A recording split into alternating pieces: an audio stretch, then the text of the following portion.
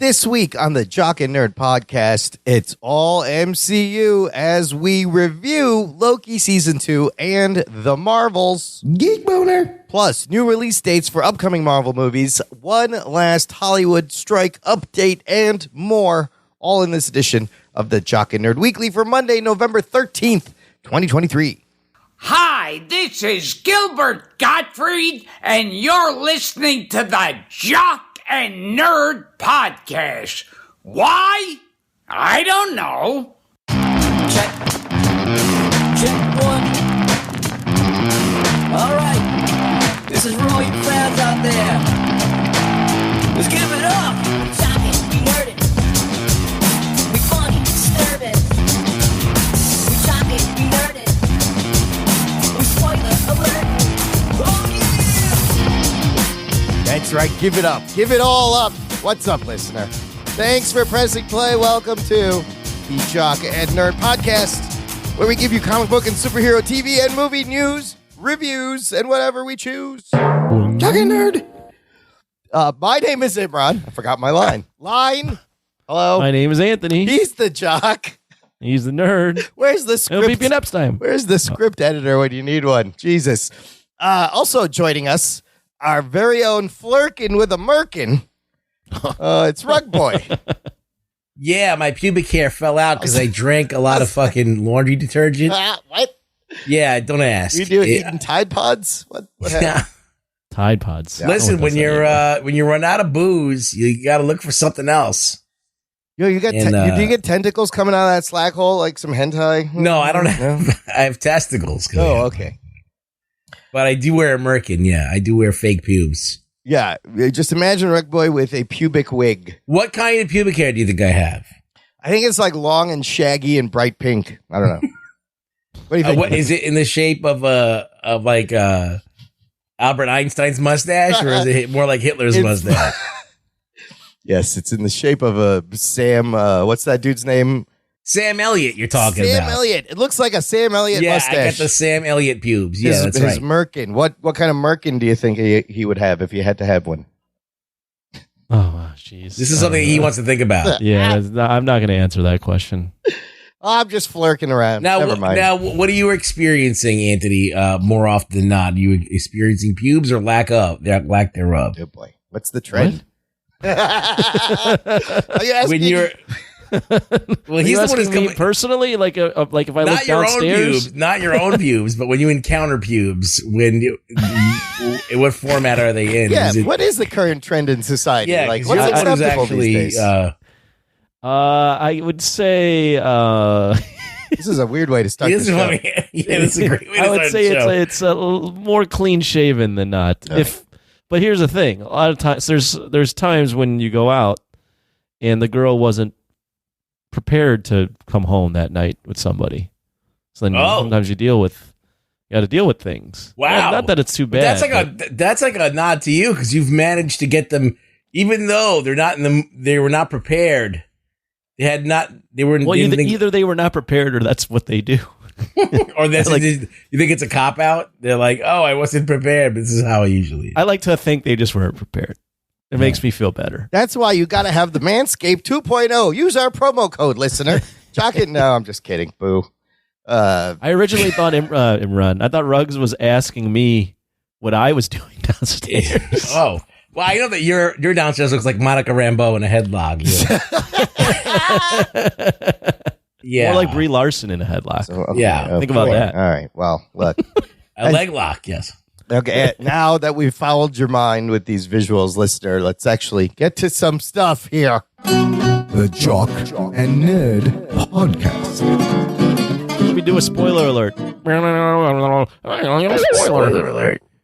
alert. Writer strike and actor strike is over. They're both over. Yeah. This is our last Hollywood strike update segment ever. Yes. Oh my God. Last Thursday. What do we get? What do we get for this? I'll tell you what we get. They just voted 86% to ratify this new deal. It's a $1.1 billion contract that they got, ending this actor strike of 118 days, the longest actor strike in history. They get minimum wage of 7% in the first year. It's a 3-year deal. They have AI protections that require consent for performers getting digital scans on each film. Studios must get consent from an estate if an actor has died. The studios wanted to be able to use dead actors and then not let their estate or family know or pay them compensation and then just like use them in CGI. So they stopped that. And then for the first time, it says here, a streaming participation bonus that's worth an estimated $40 million per year for successful streaming shows. There's a bunch of other stuff like pension, health plans, background performance, get higher compensation, and all this other stuff. It's a long thing. The AI language was a little bit stronger in this than what the writers had. So they really took care of, like, if they use scans for background actors, for A-list actors, all of it, they have to let them know and get consent and compensation. So you can Google and search and read. It's a long document, but it's over, people. The national nightmare is over. For 3 years. For 3 years until the next contract negotiation. Until the next thing pops up that actors were like, oh, wait, we didn't think of that. We need Until they just completely like decide to go AI for everything. Yeah, they're just like, we're not going to use you at all. Or even until next year when IATSE, which is the crew, their contract is up. IATSE union. Oh. The crew Yahtzee. union. Yahtzee. Their contract is up next year. So they're going to have to go through a similar reckoning as the directors and writers. The directors didn't do shit. Their thing went through right away. I guess they weren't as stringent. But anyways, how's everybody? Is everybody happy now? We can move on. Production can begin. We can get some stuff filmed and it'd be good. You know what? And they took advantage of this so quickly. It got last Thursday, the strike ended. Friday night, Jimmy Fallon has Tom Hiddleston, Brie Larson talking about Loki and the Marvels. Disney couldn't wait to send them right out away. there. Yes, they were like, go. And so I was like, oh, they can promote this movie now. Too little, too late. I don't think it's going to help. We'll get into that. But what does happen is we have new Marvel movie release dates. Now that production can begin, Deadpool 3 is moving from May 3rd of next year to July 26th, 2024. So it's moving back, which a few months. Captain America 4, Brave New World, pushed back from February 2025, pushed back to February 2025, and then Thunderbolts moves from December 2024 to July 2025. And the Blade reboot is now going to open late 2025, November, if that ever gets made. I heard that the new Captain America movie has like a lot of reshoots going on. Yeah. This is why at one point people were speculating it was farther in production. It could have moved up. Deadpool takes Captain America's date, I think, and Captain America moved, right? I just saw that Captain America has reshoots potentially scheduled from January to maybe April or May of this year. Yeah. It's extensive. That's a lot. There's some rumors. So there's the rumor that it tested badly with audiences, which is possible. There's also the fact that they were on strike, so they got to fucking redo it. Like, they got to do this. They got to film the shit. They got to film more stuff. Yeah. There's also the rumor out there that there's a big plot line tied to, and I think we talked about this earlier, tied to Israel. Yeah.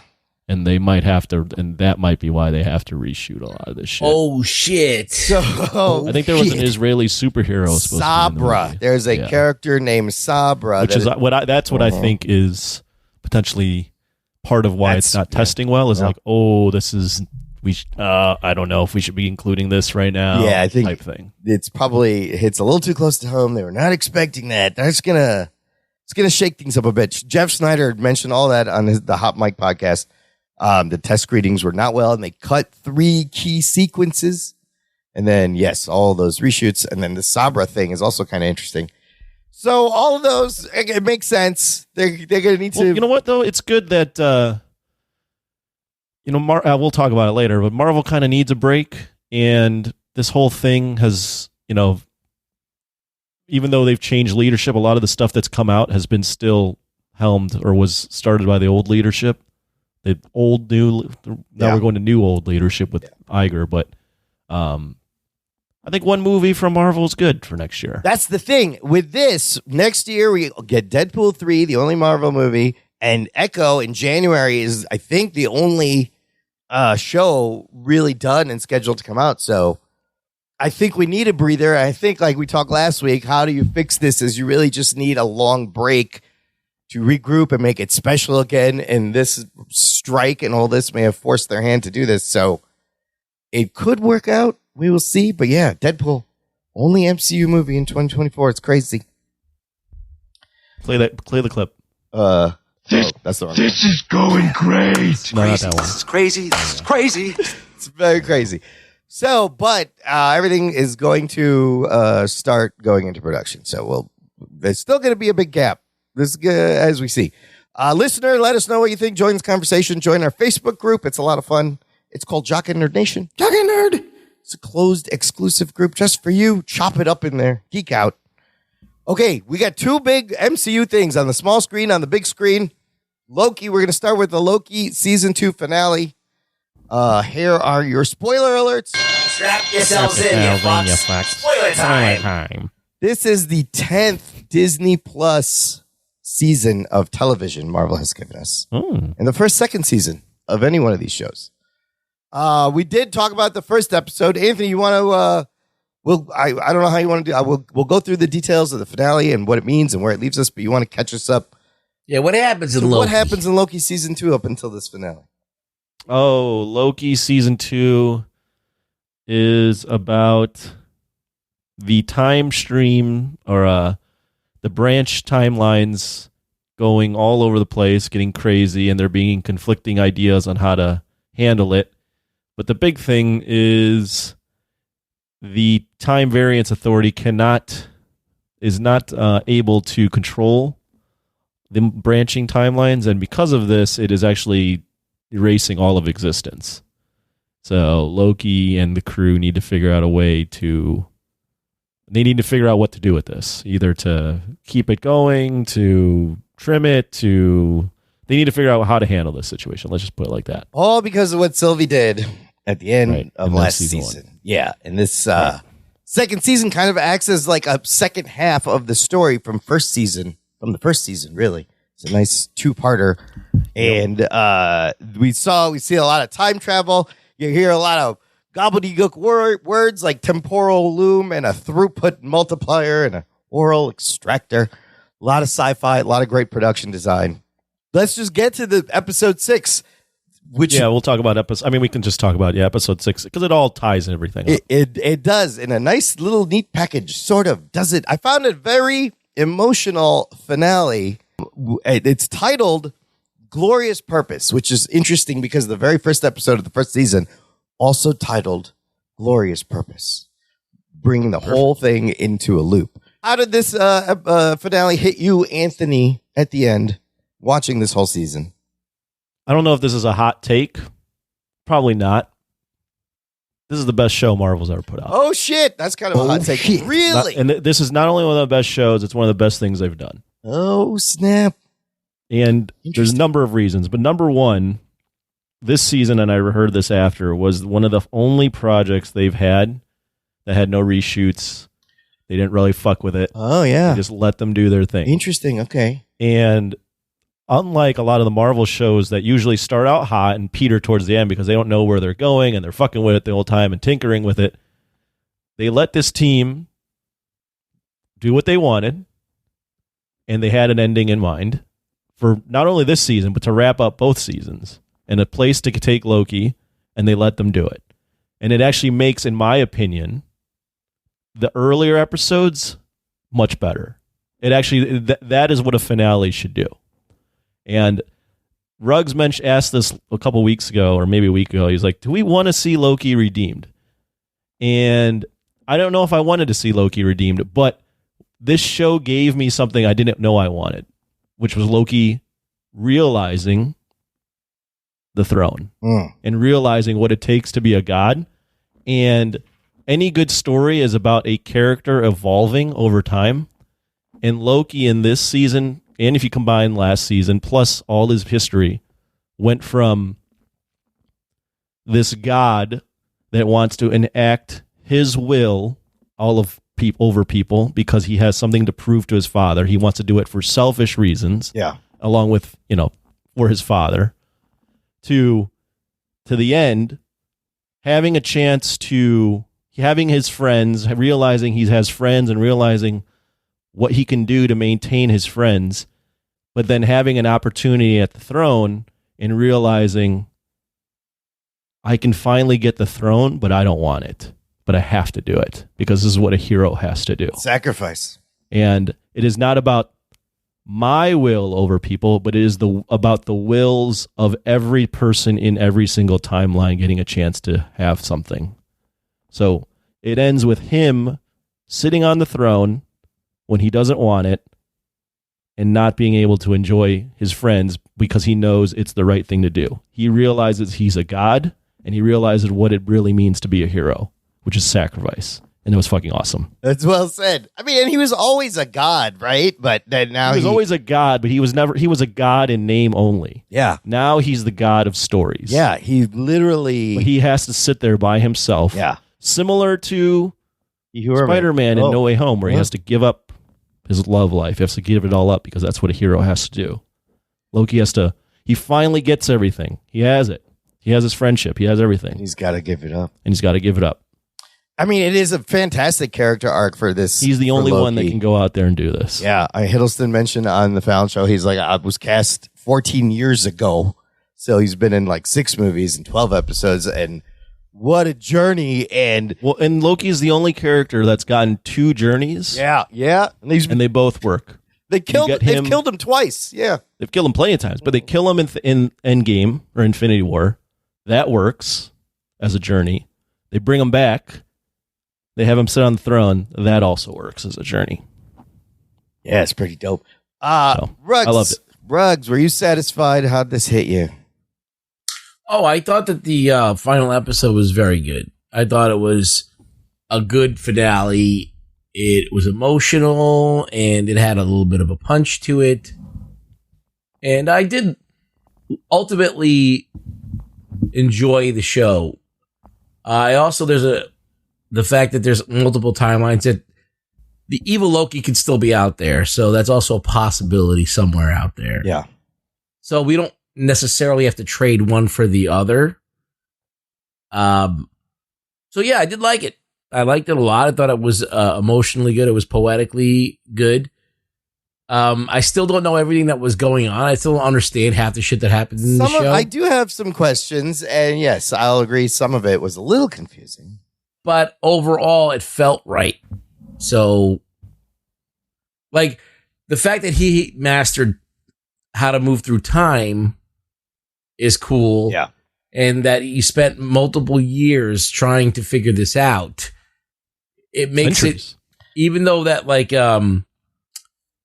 it gets resolved in one episode, it feels like a lot more went into it. Well, I mean, technically, in the time that he spent is contracted. So yeah, let's go through it a little bit. I thought the episode was wild, and also, yeah, very emotional.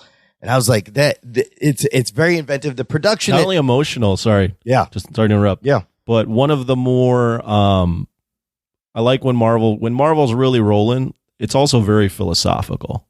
It's deep. Right. It's it's the themes of a conversation of free will versus fate, what you choose to do, control your story. But this, I feel like every episode has been getting better and better, and it really did build to a great climax. I love how in the beginning the Marvel logo is played backwards, and then we get kind of lots of time travel as Loki tries again and again to stop the loom from exploding and tries to go back earlier and earlier because they keep running out of time. And yeah, you just mentioned, he said, they show you that he spent centuries learning fucking science and quantum mechanics to get the throughput multiplier working, which was crazy. But it didn't really seem like he was that much more haggard. I wish they had played that up, that it's been centuries all of a sudden. No, well, he's not haggard because he keeps just going back to a younger version of himself. Oh. So he's not. So yeah. See, this time travel. The rules of this time travel get a little crazy. The time travel also, rules, when you right? play it up against everything else, don't make a ton of sense, but it works in this story. I love the little detail how Victor Tomley's little gadget that he needs to attach to that little ball looks like the pod that Kang had. in Ant-Man, the giant pod. It's like a little version of that. And then we find out that the thing was always supposed to explode. They stabilize the loom and it explodes because you cannot scale for infinite, as Victor Timely explains. So then Loki goes back to the moment where I think we're all thinking the whole time, why don't you just go back and stop Sylvie from killing He Who Remains? Which is kind of, finally they got there and it was brilliant. And that whole thing was also really interesting. What'd you think of that? The fact that he couldn't do it. He couldn't kill her. And then he couldn't kill her. No. He couldn't kill her. But he's still trying to find a way to stop her. But it's impossible because in that point, she won't. There's no way she'll ever reason with him. Yeah, and we find out that He Who Remains. This was, like I said, this was the plan the whole time. I feel like he could have just stranded her in a dimension that she couldn't get out of. But he could have sent her somewhere. Yeah, but that would have been a solution.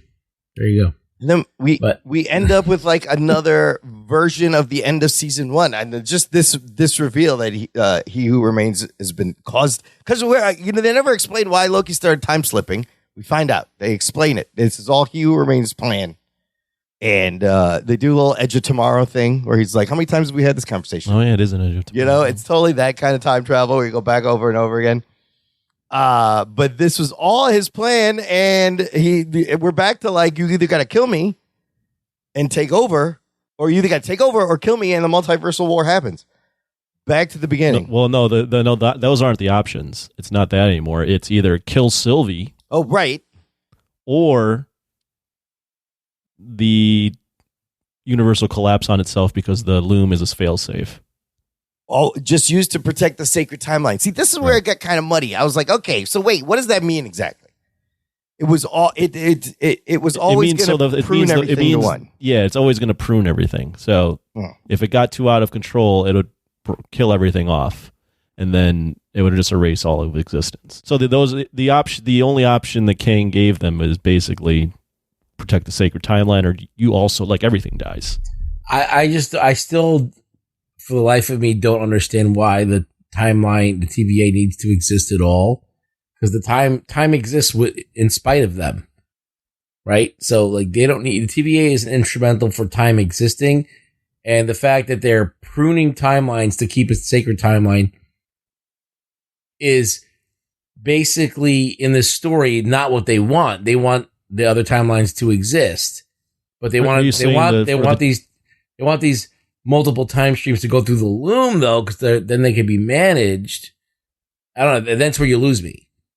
So, are you saying, like, why does the TVA exist after, or in this situation prior to, like, why do we need the TVA? I can understand why Kang would create the loom, right? Mm-hmm.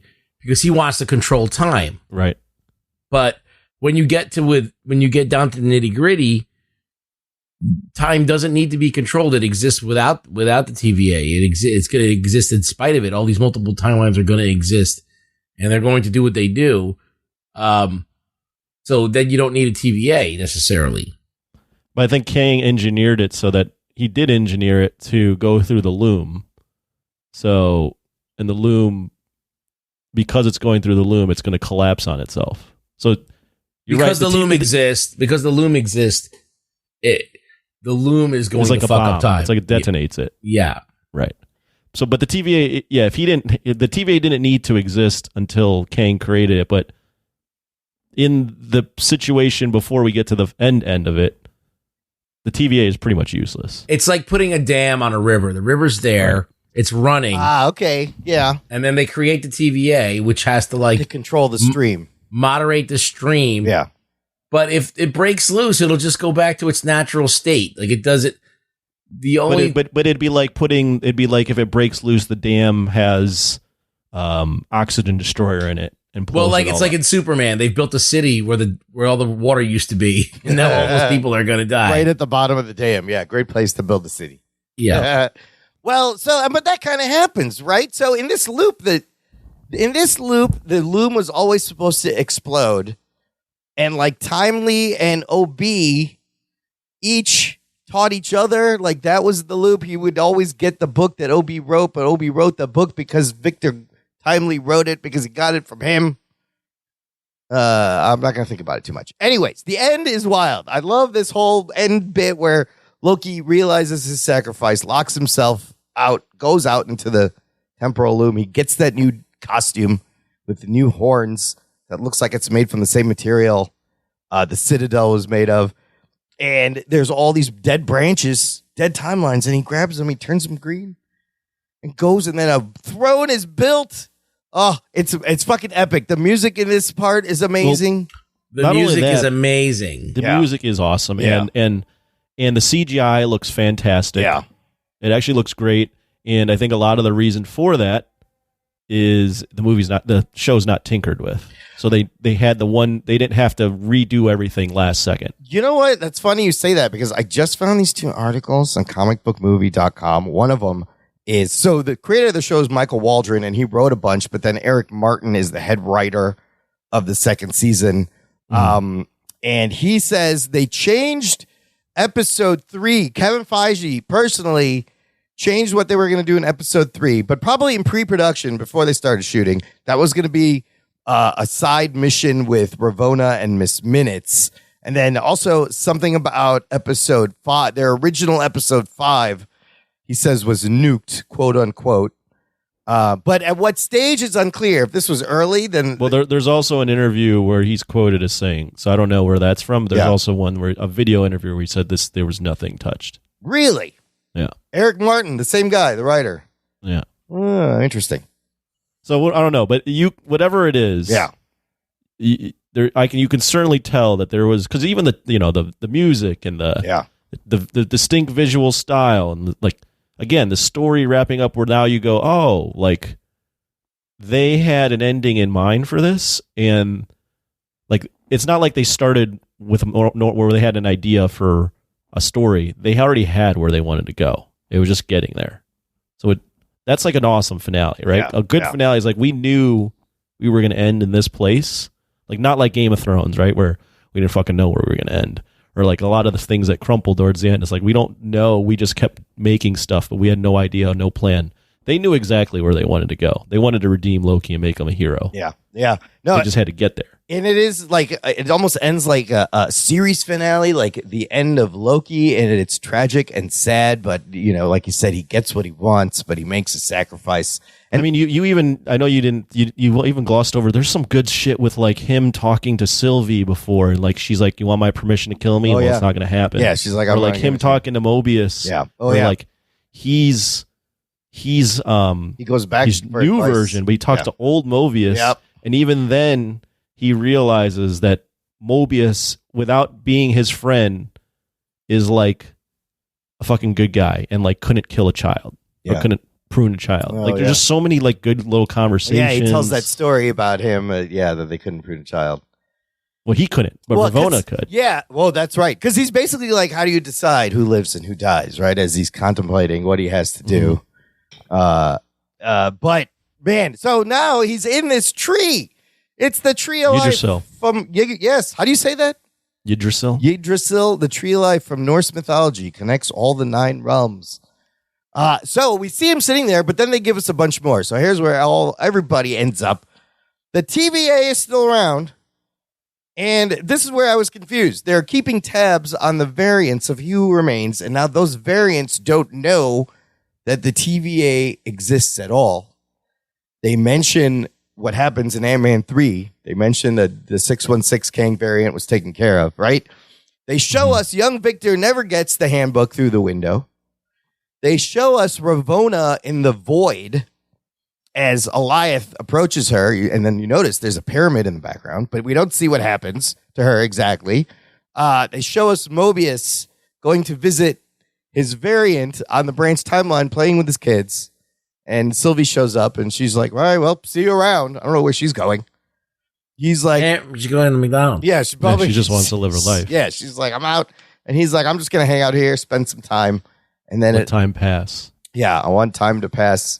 And then it shows us one final shot of Loki is now the god of stories sitting in the middle of the tree. And he looks kind of happy, but not. No, he's got a tear shedding. Yeah. Because he can finally see everything. He can see everything, and he can see Mobius being like a variant of Mobius getting a chance to live a good life. So He is now, is he like the most powerful being? Is he like the Beyonder almost? Can see all these realities? Is he controlling them?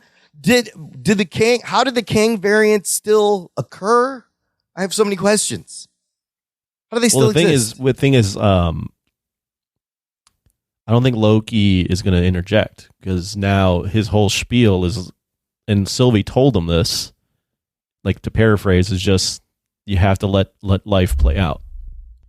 Oh, regardless of the consequences, you have to let it play out. So he's like the Watcher now. He's just going to sort of, but he's not even going to interfere with Kangs because you have to let it play out. But how did the Kangs happen if Victor Timely never gets the handbook? Because there's so many timelines in other universes. Okay, yeah. Okay. And again, it's just about letting life play out, regardless of the consequences. You have to let it happen. It'll eventually happen again at some point. You can't play God. That's the best part of it. He's finally a god, and he can't do anything. He just has to sit there. But he doesn't. That's what a hero does. Yeah. It's a fucking awesome heroic journey. It is. It's an epic heroic journey from his friend. And he even says the same lines. I'm doing this for you, for all of us. He says that right in Thor, but as in a selfish way. And here he says it in a non-selfish way. A lot of great full circle moments. Ruggs, if this is the end of Loki, did it seem like we were going to see him again? Do you want to see him again? Are you satisfied if this is the end? I think if it ends here, it's good, but I don't think it's going to end here. I think they're going to be like, oh, people like this. Let's make more. So I hope it's I'm over. sure that they're going to do the ill-advised things of continuing this. Well, because remember, at the end of the first season, this would be on par. I know it won't feel the same, but this would be on par bringing back Tony Stark. Like, don't do it. Oh shit. You got so Stark. desperate. But you can kind of see how you could tie into Secret Wars and stuff, right? If he's controlling all these multiverses and sees everything. I don't know. Maybe they let him rest for a while. It's a shame he doesn't get to meet his brother. I don't know if I saw this. I saw somewhere on YouTube where the title, maybe he was getting interviewed or something, was like, Tom Hiddleston's done with playing Loki for a bit. Oh, shit. I mean, again, like I said, it's been 14 years. He's played this character for 14 years. And he's done an incredible job. Any other standout performances? I mean, I thought everybody was great. Everyone. Ki-Hu Kwan is great. Sophie DiMartino as Sylvie. Yeah, it was just Owen good. Wilson, solid. It's just very good, very well paced. Let me ask you guys this. Did they finally use the 6 episodes well in one of these fucking things? Yeah. Right? Well, you know why? Because it's 12. That's true. It really was 2 halves of a story. Yeah, right? At the end of season 1, they're like, Loki will return season 2. You notice they don't say anything. There's no talk of a season 3, so. Yeah, it's just good. It was just, I mean, this is one of those things, we'll talk about the Marvels later, but this is one of those things where you go, like, just fucking, if you could do it like that, just. Why are you doing it like that? It doesn't that? always have to be like that, but just like have a story and have a good story and stick with it. What was the thing that happened in this show that was great was that you had the main character went through a journey, changed, and learned new things, and had his own challenges that he had to overcome that were outside of him. Like, this TVA was thrust upon him. Like, it wasn't like part of his thing. Like, he was just like, he ended up there and he's like, oh shit. And like, all of a sudden he had to face all these different things. And then he realized that he wanted to help be part of the solution. So that's a cool thing. It's like someone taking action and being proactive and trying to do something good or to change something for the better. And that's a good character trait. Absolutely. So it's not anything that complicated. It's just that they don't do that anymore in these movies. A lot of the times, the stories always seem to be like integral to them, and like this is not something that's integral to Loki's lore. Like, he's not in Marvel lore like the Time Lord. He's the god of mischief. So this is something that they created specifically for Marvel. But there's the recent comic run also. He does become kind of the same god of stories. I think they lifted a little bit from that. Yeah, anything now is going to be related. Yeah. You can't use that. That's like... Well, what also works, I completely agree with Ruggs. I think what also works is the best heroes, I think the heroes that get super relatable are the ones that are crazy flawed, right? Because it makes them human. Like, there's things about certain heroes where, like, for example, Superman sometimes is unrelatable because he's just so powerful. Yeah. And Loki is this character that we've gone on this journey with where, like, he was a fucking bastard before, but we understood why he was a bastard. Yeah. And he grew and changed throughout the movies and now, like, through the TV show. And we have this flawed guy that's gone through this entire journey, you know, not so different from Tony Stark, you know, who's a flawed guy.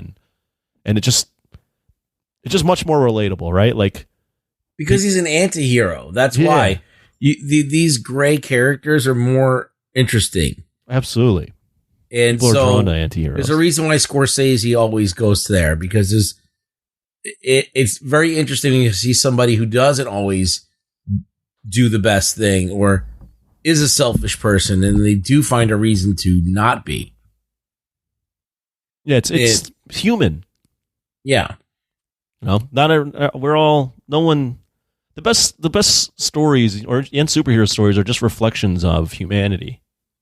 Yeah, Superman is hard to, because like, no one's that good. No one's an ideal. Well, they make these gods relatable, which is that's the key. That's the trick, right? And they've been able to do it with some of them.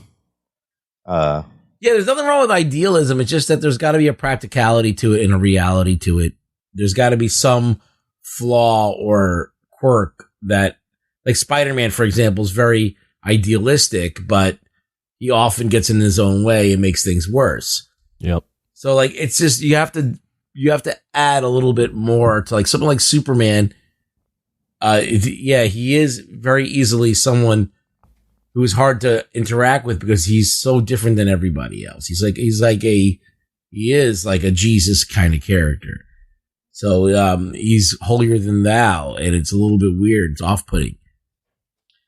I also thought Jonathan Majors was really good in this whole thing, but did they leave it in a way that, based on how this court case comes out later in November, that they could recast him?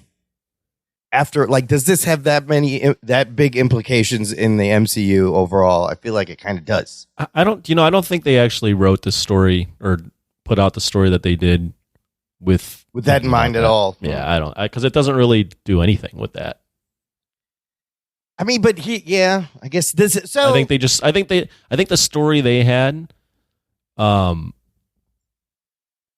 like, I don't think they got too many cues from, at least in my opinion. Yeah. I don't think they got too many cues from Marvel to be like, find a way to tie it to Secret Wars. Yeah, right. Or do any kind of like, connection. make sure you're setting up Kang. Like, I don't think they used him. Yeah. But they only used him in service of this story, not in service of any other story. Yeah. Yeah. So yeah, I don't really think so. I really think it's just a piece of work that had very limited interference, and you can tell. Do you think, did Loki beat He Who Remains? Did he beat him? Kind of. He won. Because I think what they're getting at is He Who Remains was betting on the fact that Loki at the end of this day is a loser, right? And he's the god of mischief, and he's a selfish motherfucker, and he's always going to choose his friends or like preserving the sacred timeline. And for the first time in his life, he gave up all of that to be a hero. Yeah, He Who Remains wouldn't have expected that. So it was not in his nature. Yeah. So does the loop still happen? He breaks this loop. This is what I can wrap my head around. Which loop? The loop of He Who Remains creating himself and becoming the Kings, becoming He Who Remains, and ending up at the end of time. Because he keeps talking about that. I think he breaks the it being guaranteed again, but it could happen. So it's not no longer like a master event that happens in every timeline. A canon event, as it were. I don't know. It was, despite all that, despite all my questions, I thoroughly enjoyed the whole 2 seasons. If you think of the 12 episodes, it's kind of like an Andor. Like, it had all those Lokis in the first season. That was a lot of fun. I think sitting down and watching all of them at once would be amazing. Just wasn't expecting that. I didn't want, when he's out there on the space station or whatever the fuck it is. I'm like, what is going on? What's happening here? What does this mean? And then then you realize what happened. You're like, oh, You're like, he's fuck. good. And then the more you think about it, you're like, oh shit, He's gonna like, do it. They're doing something here. Yeah, no, the thing moved. Like there was never any episodes that seemed filler or like they were spinning their wheels. Like it had good pace the whole time. So yeah, all right, let's rate it and rank it amongst the 9 other shows. Anthony, It's number one. Number one. Oh shit. Yeah, by far. They nailed the ending. There's not another Marvel show that's nailed it like So that. this season 2, you would put above WandaVision for you now. Oh yeah, because WandaVision ends with a shit ending. Yeah, They didn't know what they were doing in the ending. On all of them, whatever happened, they had to change it. They had to do something. You're right. This they didn't. All of them kind of suffer that. If you think about all the shows. I mean, has there been one finale before today, other than maybe Loki season 1, which we thought was interesting, although it was more of a, and it was the premiere of Kang. Yeah. I don't think we've ever been like, man, that finale was awesome. They always kind of flop it. Like Falcon Winter Soldier was all messed up. All of them. Yeah. I mean, your girl, Miss Marvel, Secret Invasion, Moon Knight. Moon Knight. You can't even compare to Secret Invasion. It is like heads and tails different, better than Secret Invasion.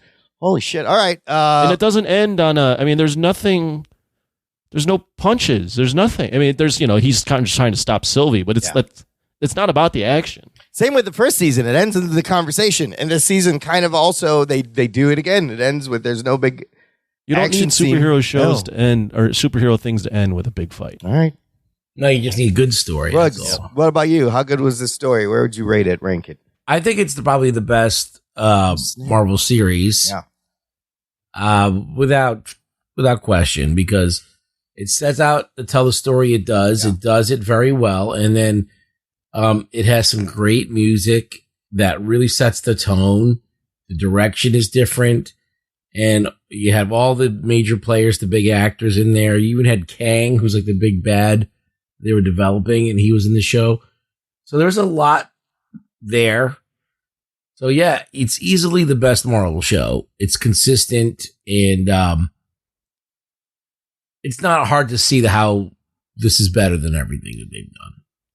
Yeah. As a score on a scale of 1 to 10, I'd probably give it an 8, solid 8. Maybe an 8.5. It is very good. I do think that it's strange to have a villain redemption story like this. Yeah, for Loki. When you have one of Marvel's greatest villains now, like a good person, but like as I said, there isn't always a possibility of another Loki out there there's somewhere. variants of everybody. All right. Yeah, no, I think I gotta agree with you guys. It is now jump to the top. It's the most confident, like you said. It knows what it wanted to do, where it wanted to go, and it does it. And the 2 seasons together, you think about the whole story and the way they go, that's a solid, confident TV show. And you just think about this. It's not laden with other stuff. No. It's not trying to like be like a mouthpiece for like what's happening now in our, it's telling this story, this very specific story. It's good sci-fi. I always love time travel. Yeah, that's a good point. I didn't even think of that. It's not. It doesn't have an agenda in that sense. It just is meant to be more like I said earlier, philosophical. Like you think about it, you're like, what would I do in this situation? Yeah, I mean, the show had bits and pieces of things that were like commentary, but like it wasn't enough to like interfere with the main thrust of the show, which is Loki a good person or not? Yeah. Or can he be a good person? And what does he want to, what is his purpose? And given the opportunity, what is he going to do? And does he want to fuck himself? And the answers to all those questions are yes. Big resounding yes. Yes. And that's interesting. Yeah. So I applaud them for, at least in this episode, in this finale, in this season, that they steered clear a lot of those pitfalls. Yeah, it's going to be interesting to see if the TVA is in Deadpool 3. Do we see Mobius? Possibly. Will there be other people in the TVA? And could be. I'm curious. And just, does Loki get to rest now? Anyways, next for television, for Marvel, we will have What If Season 2 at the end of this year, next month, December. Oh, I didn't know that. Yeah. And then very quickly, Echo coming out all on January 10th next year. All 5 episodes. And then, I don't know what. And then we got to wait for Deadpool 3. So, but this is a solid Marvel TV. Surprising, emotional, and lots of fun. All right, let's take a break here.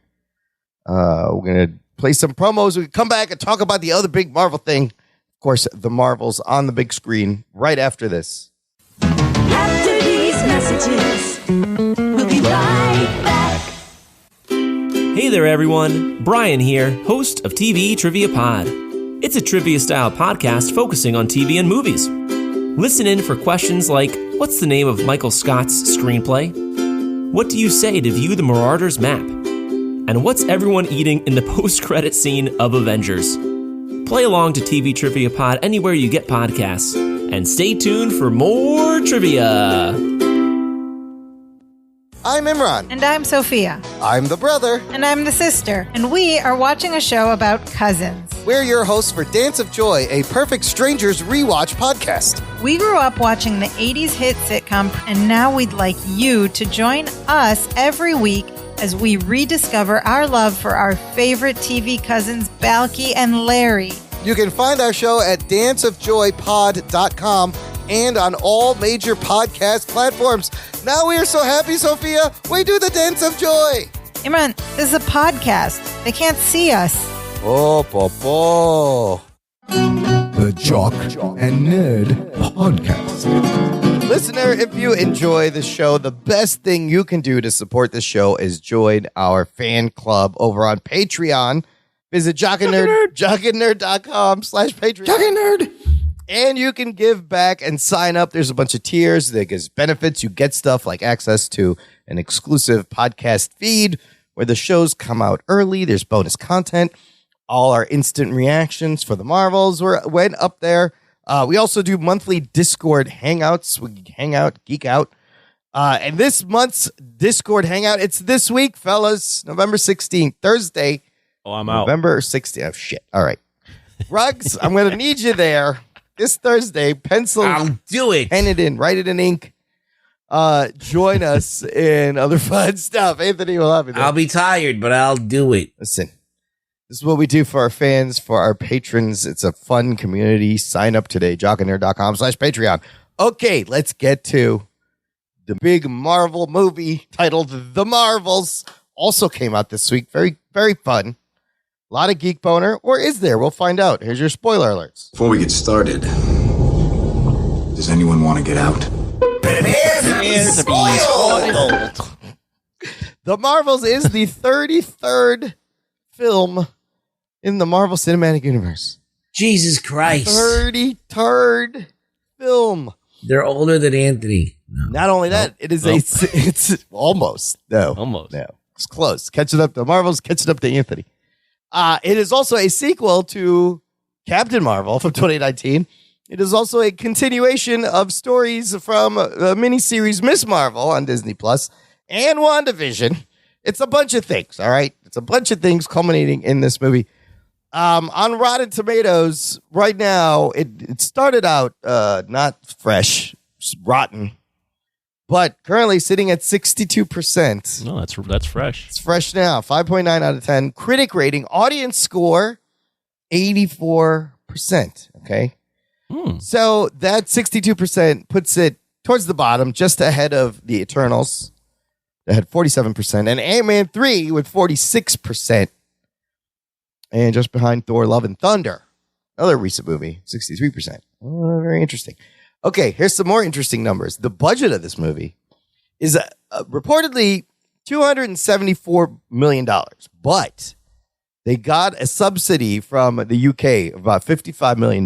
So you knock like $55 million out. But that's what they spent. But they filmed in the UK and got a little tax break. So $274 million. And here's where all the headlines, I'm sure you've seen the results. Opening weekend, this movie makes $46 million domestic. Oof. Adding $63 million internationally, currently sitting at a worldwide total of about $110. million. It's still opened at number one, but Lowest ever. Yes, at $46 million, it is officially the lowest opening weekend in MCU history. But it beat out The Incredible Hulk 2008, opened to $55.4 billion. Wow. This is kind of crazy. I bet if you change it for inflation, it'd be higher, though, wouldn't it? Yeah. Incredible Hulk would be higher. Hulk would be higher adjusted for inflation. That is not adjusted for inflation. So, a couple other stats. It is only the third Marvel movie to make less than $60 million opening, and the first since Ant-Man in 2015. That opened $57 million. So, yeah, that's not great. Okay. It's kind of crazy. Put a positive spin on it. It does mark the best opening weekend of all time for a movie directed by a black female director. That's something. Oh, okay. Right? Sure. Not all doom and gloom. Okay, sure, yeah.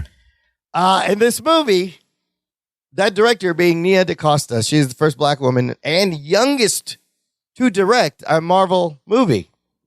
She also co-wrote the screenplay with Megan McDonnell and Alyssa Karasik. So this is an incredible girl power.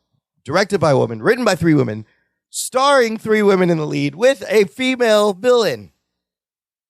That's amazing. With all of this girl power, you expect this to be the biggest movie of all time. So what happened, Imran? Well, before we get there, I mean, the cast real quick, of course. Brie Larson is Carol Danvers. Tiona Paris is Monica Rambeau. The wonderful Iman Vellani is Kamala Khan. Imran Vellani is in this movie. Sam Jackson, of course, is Nick Fury. Zawe Ashton playing the villain, Dar-Ben, who is engaged to Tom Hiddleston. What a weekend for them in that household. Nice. Both their things coming out. You got Park Seo-joon as the prince on that planet. And then Kamala's family and a bunch of other people. Anthony, what happens in this PG-13 movie that has a runtime of 1:45, which comes in as the shortest MCU movie also? Sure. Well, the Marvels, Captain Marvel, Miss Marvel, and Monica Rambeau somehow are linked together, entangled in their powers, and while they are entangled, they have to deal with a Kree lady that wants revenge on Captain Marvel for reasons unknown to save her own planet. And they have to stop her. Okay, so let's just cut to the chase. We've all seen the articles. This movie comes in with a lot of baggage. Not only all those things I mentioned, story plot-wise, it's also continuing the multiverse saga. We are at the MCU, and what seems to be its lowest point is trendy to shit on the MCU. The box office early tracking comes in as expected low. With all that said, we're definitely at the MCU. This is the. Would you say movie lowest the point movie in terms of making money? Yeah. The numbers, we just went over it. The numbers tell you that's the case. With all that said, all the hate and negativity around this, Anthony, coming out of this movie, what did you think? I can understand if people liked this movie. I think there's a lot of fun to be had. I think Iman Vellani's pretty good. I think Tiana Paris is pretty likable. I even think Brie Larson is more likable in this movie. Yeah. I think there's a lot of fun to be had if that's what you're looking for. I sat and watched the movie and I laughed at times, but I also felt pretty empty throughout the movie. And my impression coming out of the movie, and I'll get into it deeper later, is this movie was pretty hacked to bits. And they had potential for a much, much, much deeper story that they just didn't want to go for, or they could not execute on. And because of that, they decided the best way to put this movie out is to just make it funny and to just zip through everything. Yeah. And because of that, when you take a step back, in my opinion, the story really doesn't make a ton of sense. It kind of falls apart on its story and its plot. Yeah. And unlike the show we just talked about, there is no change in any of these characters. It is literally, I think Ruggs said this in his reaction, but I also felt the same way thinking about the movie. It is literally like this week's issue of the Marvels. Yeah. Like it's one issue story. Yeah. There's nothing here. It's going to be forgotten tomorrow. It's already forgotten. So that's my impression. Okay. I don't like this movie. Okay. I liked some of it, but I overall, and I'm going to get into later how I would rewrite the movie, but I did not like this movie that much. I'm going to go next, and then we'll get to you, Ruggs. Now, Sure, go ahead. all of what you said, Anthony, is true. Did it feel like an episode of TV? Yes. Did it feel? But it also felt like a comic book, and all your points are valid. Despite that, I'm going to give this movie an F for fun. I had a lot of fun. I really enjoyed it. I was surprised at the end at how entertained I was. I had a big smile on my face for like half this movie. It's breezy. It's light. I think Miss Marvel and her family is the reason I really enjoyed the movie the most. I was really looking forward to her, and I'd love her debut on the big screen. I found her very charming. And I was like, that was pretty good. Surprisingly, I did enjoy it. Well, you enjoy it. I do, yeah, but I went in with low expectations. That helps. But I thought the three of them had great chemistry. I thought Brie Larson worked really well in the dose that she has with in this ensemble cast. But Iman Vellani is a fucking delight to watch, and the family is great. So.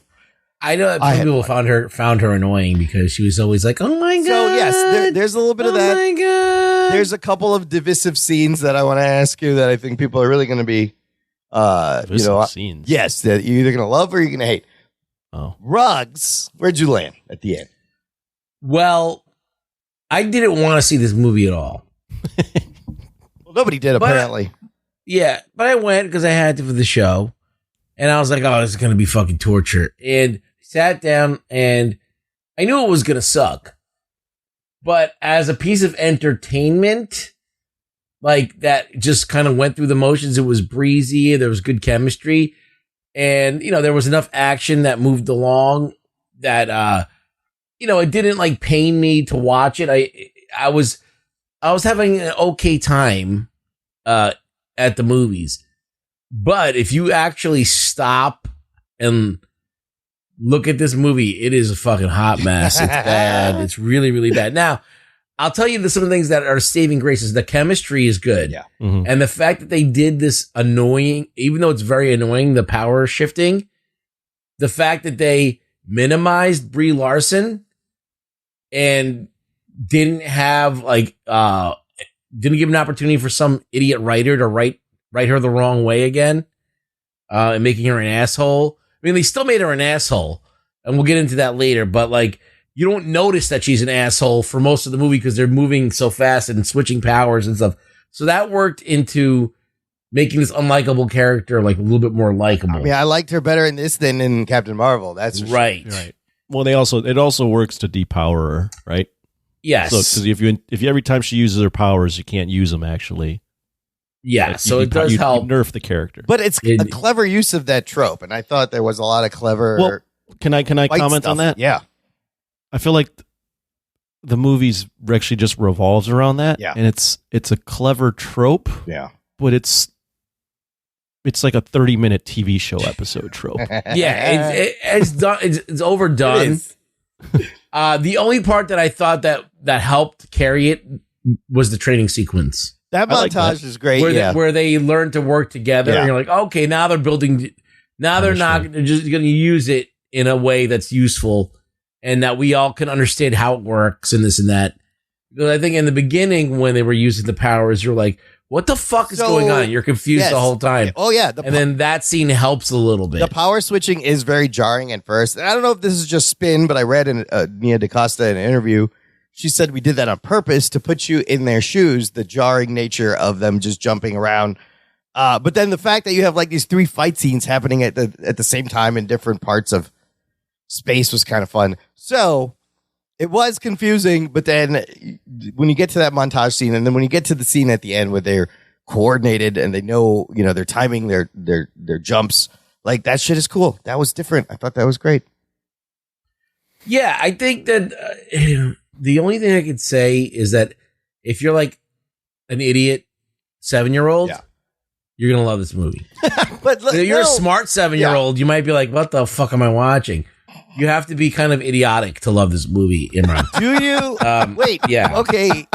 Yeah. Like, because it is ridiculous. Like, if you look at the plot, it's ridiculous. Yeah, but there's some it's so bad. But there's some great like heart and in the relationships. Like, you've been waiting for Monica and Carol to meet, but like hash this is shit dumber out. than this is even dumber than Godzilla versus Kong. Okay, so what is the plot? Look, Carol. Yeah, what is? Explain to us the plot. Okay, so the plot is that Carol evidently a long time ago, she fucked up this planet, this Kree planet, by the destroying supreme intelligence. Yeah, the supreme intelligence that fucking governed the whole planet. Then they had a civil war. Yeah, and that for some reason fucked with the sun. And the water and the air, apparently. Yeah, so all the air, the water, and the sun disappear, but there's still people living on it, like it's a space base. Yeah, right.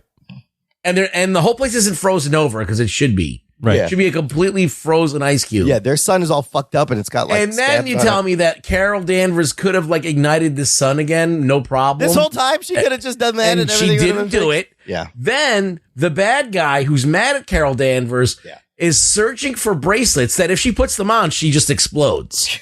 Right. So nothing in this fucking story makes any sense. We find so she the other never like bangle. was like, you know what? Maybe if I could try restarting their sun, at least try. Right. I fucked up their planet. Yeah, and Monica Rambeau just is like the smartest person ever. She's just like, well, you just could like try. And she's like, oh, I didn't know I could try. And she fucking lights the sun up. Then later, when Dar-Ben cracks open space and time, Monica Rambeau's like, oh, if you just shoot me with your powers, Let's charge I could me up. fix it. Yeah. It's like, what kind of writing is this? She becomes the ultimate self. All right, yeah. I mean, that is all. It's so yeah, comic and booky. like, no, it's worse than fucking comic It's bad. a bad comic. Look, It's a bad comic book. There's comic books and there's fucking shitty comic books. Okay, and then like, so Dar-Ben, she has the bangle. Yeah. And Find the other she bangle. could like save her planet, but then she's like, oh, I'm going to put on the other bangle. For what reason? We don't know. Why are you going to put on the other bangle? You're about to save your planet. Puts it on, explodes. And she purposely fucks with Carol Danvers' planets and people that she knows. Right.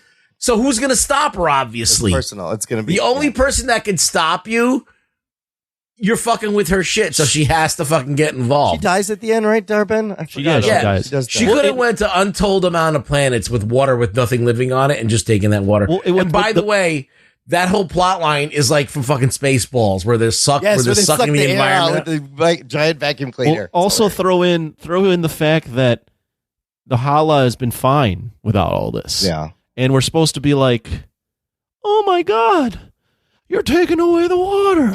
Oh my God, you're taking away the air. But it's clear on this other planet that you can live without that shit. They've So- been there. They're there. So I remember Ruggs saying this a long time ago when we reviewed or talked about Apocalypto. Verisimilitude, Yeah. right? Yeah. And it's mentioned in the book. It's another variation of it. But when Fahey was creating Iron Man, he was like, I know it's ridiculous, paraphrasing. Yeah. But we have to make it seem like it could happen. Yeah. There has to be plausibility was the word. Yeah. This movie has no plausibility All over the whatsoever. place. I mean, yeah, Dar-Ben. We have to at least believe it can happen. And you can't believe this is happening. Yeah, because they just step on their own toes. I use Godzilla vs. Kong as a litmus test for dumb movies that are still This fun is to not watch. that dumb. Oh, it's dumber. And it's dumber. What? It's dumber. Really? It's dumber. It's dumber. dumb. It's No, a dumb movie. Didn't really bother me that much. I was having fun watching the Okay, fucking so- fun, stupid things. Can I step in and Yeah, talk yeah. about what I would have done? Yeah. How you do this? Yeah. So, first off, there's no by the way, we're talking about Loki, and this is what makes me mad. Loki had a fucking awesome character arc. What is the character arc of any of the three characters in this movie? That's a good point. There's no character arc. I think they forgive each other or something. They learn how to work as a team, and Carol like forgives herself, and Monica forgives Carol for not being there, right? Yeah. Okay, so it's like this very like it's not really touched upon. Yeah. So what you do is you make the fucking movie about the fact that Carol destroyed the Supreme Intelligence and has been living with this fucking regret. Yeah. That she was this powerful being and took out Saddam Hussein and it was fucking worse. Yeah. Now you've humanized this character as this person that has been like this, who thought she was doing the right thing and she made things fucking worse. Right? So she's living with that. Yeah. On the flip side, you have Miss Marvel, who looks up to her. We know that she's fucked up, Brie Larson. She really fucked up. Yeah. But Miss Marvel is like, oh, very whimsical. I love you. You're my hero. And she fucking realizes throughout the movie that your hero is not someone you actually want to meet. Yeah. Yeah. And then Monica Rambeau is this person that's been carrying all this anger because Carol left her, but when her mom died. Yeah. And she's been carrying all this anger, and she's like, isn't able to unleash her powers. And then she realizes, oh, the reason why she left is because she's been trying to fix this impossible thing. Yeah. So now you have this conflict, you have this thing that they're all dealing with, and then by the end of the movie, Brie Larson was able to fix it, and she's able to fix it because she's able to gain inspiration from the kid that's looking up to her that she abandoned. She abandoned Monica, but she now has this new kid, another Kamala. chance. Yeah. And then Monica learns what Brie has done and realizes what's been holding her back is her own anger, and then she like unleashes this power that has her sacrifice herself. The moment she forgives Brie, she sacrifices and reestablishes that relationship with Carol. She has to sacrifice herself and go into another universe. And then Kamala has Carol Danvers on a pedestal, but then she realizes that fucking being a hero is not flowers and fucking rainbows all the time. That you have to like grow up and be a fucking real person. Make the hard choices. Right. So that's how you fucking do this. Oh, okay, that's great. But who do they fight? There's no bad guy. I didn't hear a bad guy. No, yeah, you fight Dar-Ben. Oh, it's still Dar-Ben. So you start the movie, yeah, and you see it from Dar-Ben's point of view. Okay, yeah, you see Hala blow up. Yeah, and she's like, this fucking lady, came in, thought she was like playing God, fucked everything up. Now you understand why Dar-Ben is the way she is and what motivates her to fucking try to kill everybody. Yeah, because of this short runtime and like how it's stitched together, she is so underdeveloped. You don't know. And then what you do at the end, about her. One more thing, what you do at the end is, what you do for Dar-Ben is she's motivated by revenge, but then she's also motivated by her saving her people. Right. At the end, it's never gonna fucking put on this other bracelet and blow up, because that's what all the villains do. They get driven mad with power and they blow up. Yeah. Right. Instead of doing something stupid like that, you go, okay, I could get revenge on Carol, or you like put her in a situation where I could get revenge on Carol, or I can save my people, and she chooses to save her people, and then thus also dies. That's a pretty good movie. Do I watch that? It's a fucking better movie. There's absolutely no pathos to the way they did it. There is some kind of weird philosophy you could put in if you want to be meta about it. And so they call Carol the Annihilator. Right. And so do many fanboys to the Marvel Universe. She's the one that annihilated it. And she doesn't like to be called that. Yeah. She wants to be liked. Yeah. And so this movie is like an apology to those fanboys, because even though it was made with girl power galore, they managed to not do anything that political in here. But I thought that was absolutely right. That was a benefit. Is like you would know this good. Yeah, you would. It's a step in the right direction, because it was a movie at least about something that was happening to Carol Danvers that didn't reflect our time and what we're doing. Like, it wasn't enough like a commentary on like She-Hulk on fanboys, where you have to fight the fanboys at the end. It's more about it's character driven. I think the edict from the group was, don't make it light. And unfortunately, I don't think you can tell the story I just said. Yeah. and have it be like. That's not a light story, and but that's the better story. We'll not, or some variation of that, right? Like something they had it right there. It's literally there. Yeah. They talk about her destroying Hala. Fate and destiny. Yeah. No, not fate. It's not about fate and destiny. It's about she destroys Marvel. Yeah, she destroys Marvel. She destroys. She does something with the best intentions, right, and it backfires. Right, and it backfires, and that's. When we're talking about Loki, that's would have made her a much more relatable hero, right? Like you do something with the best intentions, and it actually ends up being fucking worse. And how do you fix that impossible situation? They just like the way they reveal that. They like glossed when that part came out. I was like, "Holy shit, that's huge!" Like that is a huge thing that they just like spit out and gloss over and keep going. But open the movie that way. Yeah, instead they open it like a TV show, right? With like the cold open of the bad guy finding a bangle. Oh yeah, it's just straight. And what's up with the guys that the man bun bad guy? Oh. Who is that man bun guy? Like they just pulled Zach Galifianakis and threw a fucking shirt on him and be like, okay, you're the bad guy, second in charge over there. Like, what was that guy? So were you guys annoyed with Miss Marvel? I like the little animated opening and. No, I thought she. I mean, I could see how it was annoying. Yeah. Her parents chaperoning was a bit. That is great. When her mom's like, Kamala, you cannot go into space, beta. What are you doing? And then they get to go to space. And I felt so bad when they were fighting in their house and their house was getting destroyed because there's like Arabic, Islamic art. And it was like, it looked like my mom's house. And I was like, imagine if this happened to my mom's house. And then they're just going to move to Louisiana. Now they're going to live. Yeah, they live in You're house. Just glossing over the fact that what the hell is Nick Fury bringing them into space for? Yeah, he brings Why them are they into even space? in space? Why is Nick Fury comic relief? Yeah, that shit was funny though, where she's like, I touched it. And he's like, did I tell you not to touch shit? And then when Amr is praying, he's like, are you praying? He's like, don't stop. He's playing so goofy. A goofy version of Nick Fury. Just ignore the fact he went through this traumatic thing in Secret Invasion just like a month ago. He's making out with aliens and shit. Oh my God, yeah. I wrote down that it felt like at some point they were doing like a Spaceballs thing. It was Spaceballs. Okay, having said that, 100%. let's get to the two divisive scenes. But some of this fun, some of that made the movie fun, and yeah, it is ridiculous. The first one, the musical planet, where everybody has to communicate by song and dance, apparently. And I feel like that was wasted. If you're gonna put that in the movie, make it really count. Like they just like they did like a very terrible job with that. I don't think it was executed well at all. I will agree. I love the idea. I wish there was more, like a half a song at least. Like they barely. It was very half-hearted. It wasn't even. It was quarter-hearted. It wasn't even like anywhere near where it should have been. From the trailers, I was expecting like a Bollywood choreographed. Just don't do it.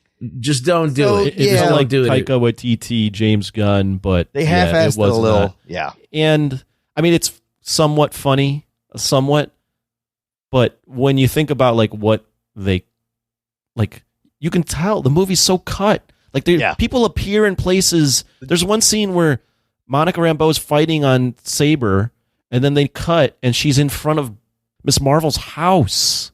Like she's literally at the door. Like it just. They cut everything. They cut so many things. So you're cutting all this, but then you have this like 10-minute song bit. Like it just, what is that? I just don't understand that. Also, Carol's married. She's been married this whole time to this dude. Yeah, and she gets Prince the water, Jan. and it doesn't seem to affect anyone. It's like they were going to war, but nothing happened. Right? Yeah. So that's a good point. They go to war, and then they just leave that planet. And we have no idea what happened to that. No, they were getting their water sucked off the planet, and they just fucking left. Did they all die? Yeah, I don't know. But nobody knows. Nobody knows. They don't care. They just left. Okay, the other scene that I was, and that would have been like, there's something to mine there too, with like her being in this marriage with this guy, and apparently this guy's like a big Korean actor. And there was nothing to it. They just wanted to make her a Disney princess, and they did. They succeeded at that. Yeah. Okay. Let's move on to the other crazy thing. This is kind of, so the movie at times reminded me a little bit of Guardians of the Galaxy, a little bit of Star Wars, a little bit of Star Trek. This was a very Star Trek thing, and to put in this plot where these fucking eggs start showing up on Saber, and of course she has that's definitely like Goose the Flurkin. It's like the Tribbles, right? In the Star Trek episode. Yeah, that was definitely tacked on. Those was like reshoots. But so definitely. these eggs are goose babies, and tiny Flurkin cats come out, and then the scene where to escape, they have to get everyone inside the pocket dimension of the Flurkins. They're swallowing up the crew, and it's all in no gravity, set to the tune of Memory from Cats. I was laughing my ass off. That shit is funny. It's a funny scene on its own. Nobody under the age of like 25 is going to even know what that is. That is hilarious. Funny scene on its own, but here's the two of my flaws with it. One, Rugg said it, tacked on. This egg thing comes out of nowhere. Yes. You need to put that in the beginning. You need to like do some sort of build to that. Okay. Secondly, why the fuck do I give a fuck about anyone on Saber? We're literally dealing with that scenario. Yeah, I hope Kamala's parents die. Literally that, or the sun being sucked up. Yes. Who cares about this? Why are we cutting to this? Because Kamala's family is there. I need to know they're But safe. if the sun gets sucked up, it doesn't matter. It's bad. There's no planet that, well, actually, there is a planet. So that's where this fucking story falls apart. There actually is a planet where you can live without a sun. It's called Hala. Yeah, but apparently, if you can, in Earth, it's a big deal if the sun goes away. I mean, we got to see. And Ron, this is a dumb movie. It's pretty ridiculous to me. Okay. Let's see what you guys feel about this. We got a couple of cameos and some big breadcrumbs, and finally them kind of pointing into directions of what they're going to do. The first, I knew, and here's the thing: two of these cameos were kind of spoiled. I kind of knew. We talked about them.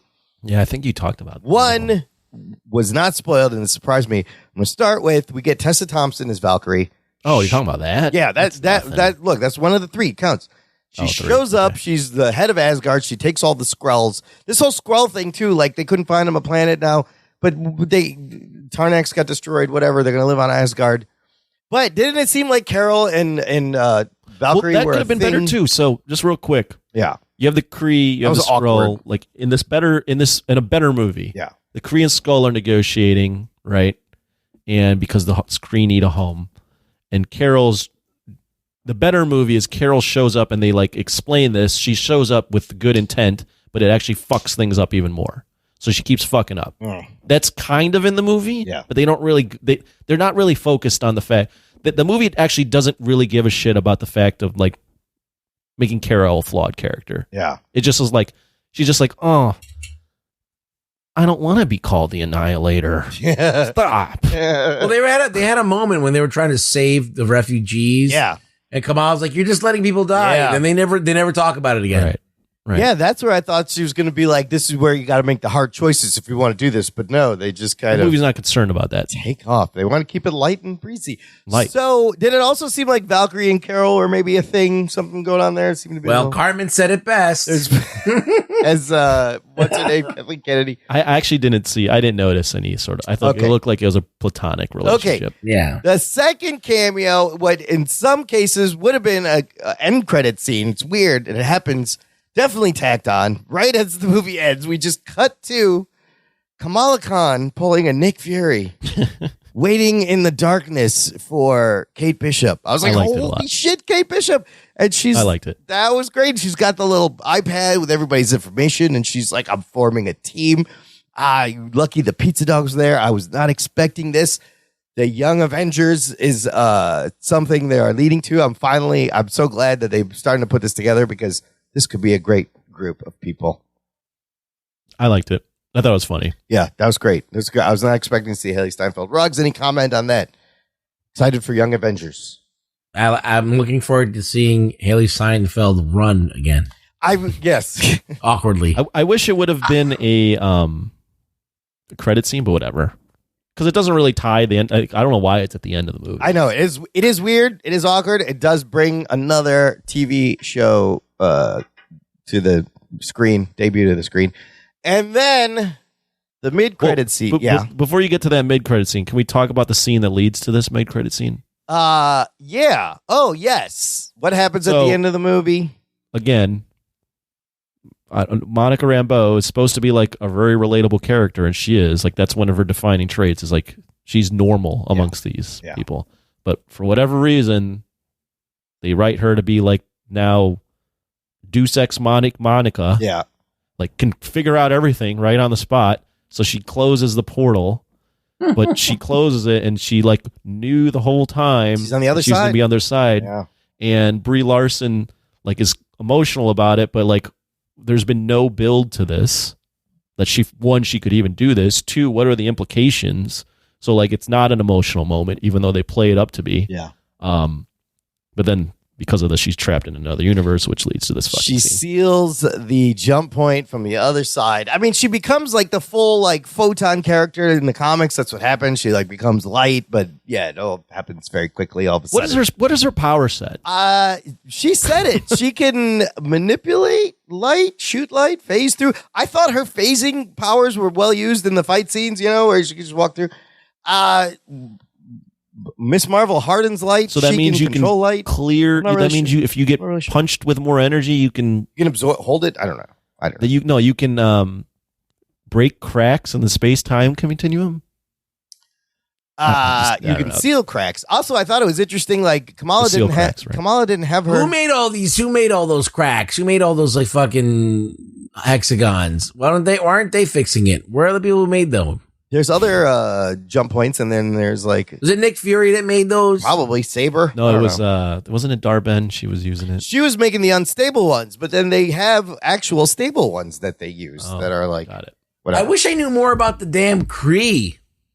Wasn't Right. that thing that she's holding in her hand, Ronan the Accused? Isn't that thing get blown Yeah. up in the? Yeah. Yeah, that's another. Sorry, Wait, which But thing? that's another thing. So she has the weapon. The weapon. But then she has the bangle. Yeah. Like what? What do you use? Like why does she have both? You slam them both together, and it does something else. Yeah. I don't And know. what happens when you slam them together? But now Kamala has both of the bangles. Is that where we right? They went out there. It was floating. That's right. She killed Why doesn't herself. she blow up? Because she is connected to them somehow. And why was one bangle in the 10 rings? Why does one thing, bangle work on and the other one person? bangle Not on is, her? was in space? Kamala doesn't need the bangle, does she? No, she didn't. She didn't have him. It unlocked her latent mutant abilities. She was charging up Photon or Monica without the bangles. And I was like, oh, wait, she don't even need the bangles. So are we gonna have Cuisinart? Yeah, Or they Quasar? call them bands, quantum bands. That was a big name drop. They actually, you could get the Nega bands, the Cuisinart bands. Okay, sorry. You can Anyway, go into she seals up. The last thing we see, she seals up the crack in the universe on the other side, and then she wakes up in a hospital. And who is next to her but Lashana Lynch playing her mom, who we saw last in Doctor Strange Multiverse of Madness, where she was Captain Marvel in that universe. In this universe, she's calling her mom. She's emotional. She's like, Mom, she is binary. And then we hear fucking Kelsey Grammer's voice, and you see Beast walk by in a lab coat. Oh, shit. Oh my God. Geek It boner. was totally spoiled last week. That was the rumor we heard, and I said it. And it fucking happened. And she is now in presumably the Fox X-Men universe, stuck there. Binary also was a character Carol Danvers was in the comics when she joined the X-Men and lost her memory or some shit and got different powers. But now it's her mom. And the Beast of the X-Men is there. Holy shit comment. I love both of these last two things in the movie. That's why it kind of like saved it a little bit that they did this. I was like, oh shit, finally, we're getting something. Yeah, I liked Beast. Don't get me wrong. I thought it was a cool cameo. I think the problem with it though is that it literally felt they wrote the ending to get to the cameo. Sure.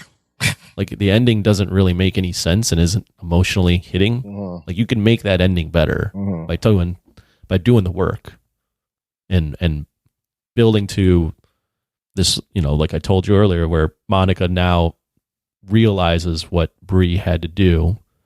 They finally connect, but when they finally connect, she has to unleash her power because she's let go of her anger, and they disconnect because of it. But they kind of do that because they do have a conversation and they do have a heart to heart and kind of see each other. And then just when they've reconciled, she gets taken away, right? And sacrifices. So now, I don't know.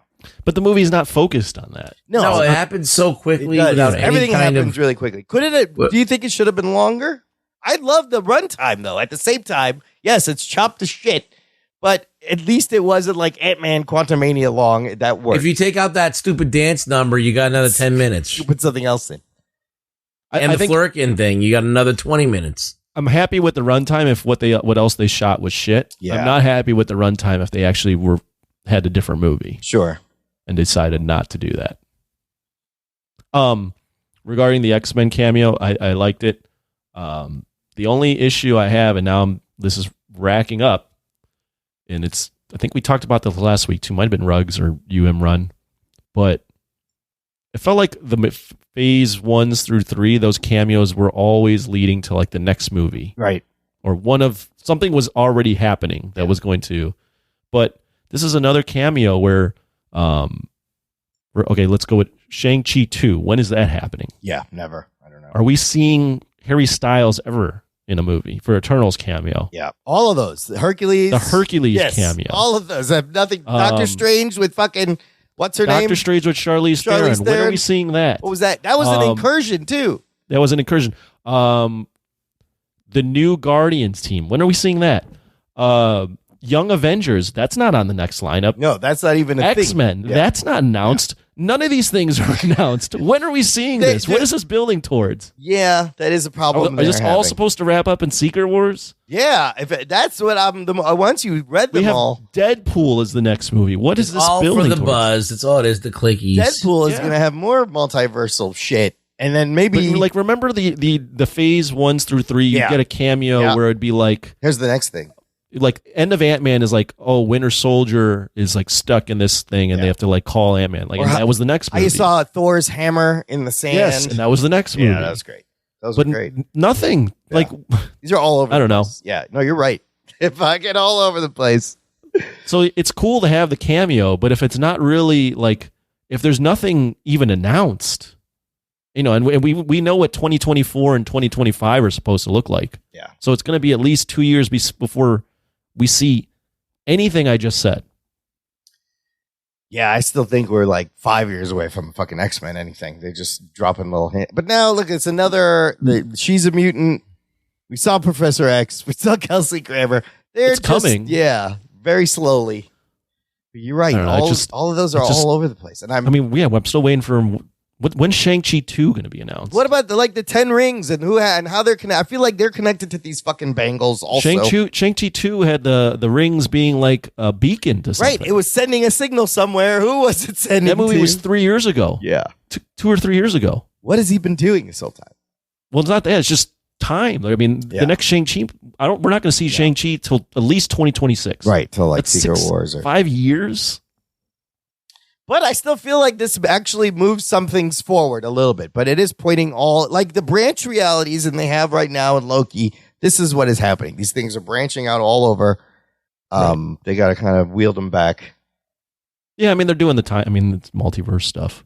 They need to commit to the multiverse. If they're going to multiverse, they got to go for it. Do you think, having not watched the shows and you just watched this movie, that it would make sense? Or would you? I felt like I was prepared. If I feel like I'd be lost if I didn't see the other shows. I saw the movie with two people that don't watch the TV shows.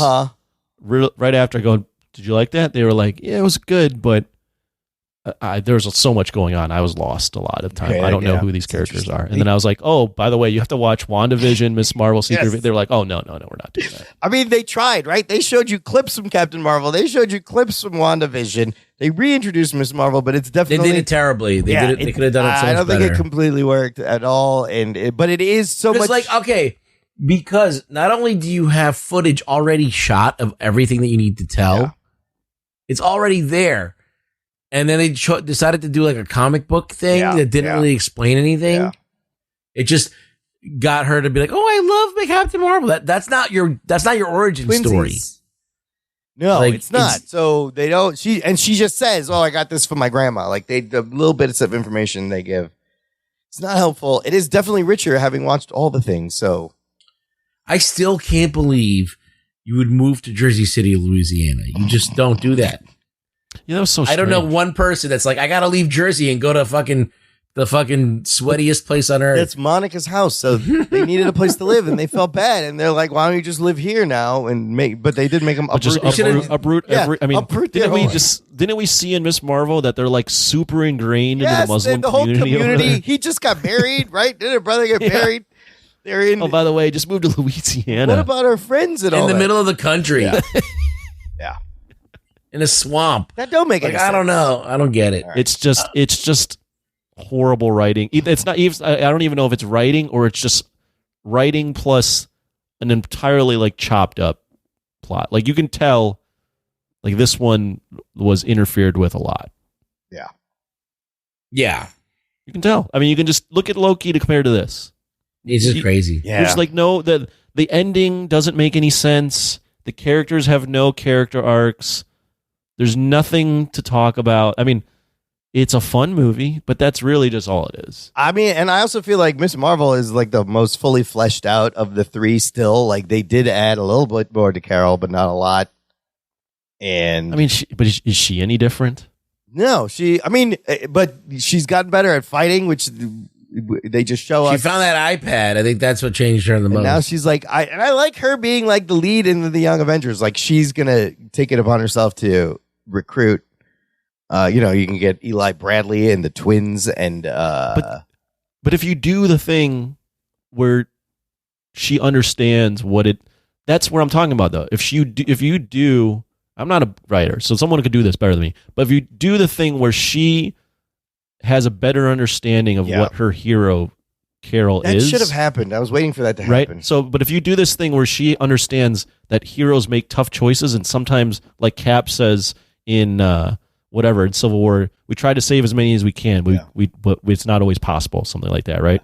And in this movie, Carol tried saving people. Hala fucking gets into Civil War because of her, right? Yeah. So, like, if you have her understand why that happens and what heroes really have to do, and that it's not this idyllic thing, then at the end, when she's recruiting people, she's more like Nick Fury, and it makes sense because Nick Fury's jaded. Right. Right? So she becomes closer to Nick Fury and then realizes... Oh, man, that's so good. Right? So then she thinks about it, and she's like... And that makes it make more sense that now she's the one recruiting everyone. But in this, although it's a funny scene, she's still just the same person. She's like doing an impersonation, like... And this is like a world with more superheroes than you already know. And she's like, it's played for laughs. But it really makes no sense seems why like she would just be wants to leading do it because it's fun for her. Right. It's like making a rock band. Like, hey, anybody want to join my band and we can rehearse in the garage? Right. I mean, that's an okay motivation, but there's a better motivation there if you do the work. But I did enjoy her enthusiasm is a little bit infectious. Like I did enjoy the fact that she was just happy to be there and was like amazed. Like a normal person would be that all this shit is happening to her. Holy shit. Oh no, that's fine. You know. She can still be an enthusiastic character, but have like battle scars. Spider-Man's like that. Yeah. Spider-Man's still an awesome, like a very fun-loving character. Yeah. But he's got shit ton of scars. Yeah, he's got baggage. She's not there yet. And I thought they kind of like you said, all these things, they hint at it and then they just fucking move on. I thought they were going to do that, like don't meet your heroes thing. Would have been appropriate. But there's no time in this runtime for any of that shit. No. Yeah, I think what happened is whoever wrote it looks like Nia DaCosta wrote it with other people. Yeah, but three writers, 3 women writers. Whatever they put out, they just cut shit. out all of what Nia DaCosta did, and then they just tried to make it a movie that people could enjoy. Yeah, in the theater. There is speculation on the internet that Nia DaCosta wrote a movie that I was talking about, like a little bit more serious. Oh, and that they were like, "Yeah, that's too heavy for this. We need to cut that." I mean, it's weird that it is like a big cosmic fun adventure, but then it does get kind of intimate. But it's weird that you would do like a wacky. Well, she said it was going to be wacky and zany. I guess she was right. Remember, she did say that, and she wasn't lying. But it was wacky and zany to have these 2 scenes that are not related to the film in any way and just feel like they're shoved in there. Yeah, you could have taken the goose thing. And I think that if you took those scenes out, it wouldn't be a wacky movie at all. What's it in like one of those flirkins? I wonder what that feels like. It's like this. They got pocket dimension. a lot of nice furniture in there. Oh, you just hang out and fucking smoke joints. Yeah. Like flirkin got me. upholstery and everything. Yeah, is it leather? And even then, like the Flurkins swallow up everyone, but they don't swallow up Kamala's family. Like what use does Kamala's family not being in a Flurkin? How does that help Nick Fury navigate a plane? They crash landed. Yeah, it's just everything falls on its face when you think about it. Yeah. Okay. Well, sorry, Imran. But you can love it. I did enjoy this movie. I thought, let's rate it, rank it. I don't know. You can rank it amongst this year's Marvel movies or the whole thing. Anthony, let's start with you. I don't know anymore. I'm not going to go as heavy as Ruggs did. I don't think you're a 7-year-old if you like this movie. I can understand why you like the movie. If you enjoy like just a fun, breezy time, that's what this movie is. There's definitely some good chemistry amongst the main characters. Everyone's pretty likable. But for reasons we just talked about, the movie does fall on its face. If you think about it, there's actually a better movie there. If they wanted to take some risk, this movie's gonna, no one's gonna remember this movie. Dar-Ben is just another horrible villain. Yeah, it's another villain fail for sure. It's the entanglement thing is fun, but I think they revolved the movie around that and had nothing else really to lean on. I'm gonna go 5 out of 10. Okay. Not horrible. Yeah. Just not good either. I think I said that in my review. Yeah. And I think I have it like in the 30s. I mean, it's not one of the best movies. Oh, in the 30s, that's the bottom. Yeah. Yeah. Maybe like 29, 28, somewhere around there. Okay. Ruggs. I don't think this is the worst Marvel movie. You think that's Love and Thunder by far. Even though it does have these two extraneous scenes that don't quite fit with the movie and really make it a lot more wacky and disjointed than it needs to be, I felt like it was entertaining at least, and there was good chemistry, and it moved by quickly and it was over quickly. So all those things made the experience not as painful as I thought it was going to be. With that said, it is a fucking stupid movie. It is really dumb, and it's made for little kids, basically. It feels like a little kiddie movie because kiddie movies do this all the time. They don't explain anything. They just kind of gloss over everything and look over here now. We're going to have a fight scene. It's almost like now. an 80s movie or something, Here's right? Cats. In that sense. They're not really stopping and maximizing the emotional weight of anything. All the storylines are just mediocre at best. This is like a comic book, like a throwaway comic book that you'd get maybe an annual. Yeah. Where you would like, it would be like a story they do an annual and then you'd never see it again. It's not like something that you remember. It's not like a major event story. It's not like it's not like a distillment of a classic run of Captain Marvel, because there is none, right? Because they get canceled all the time. Right. So it is very forgettable.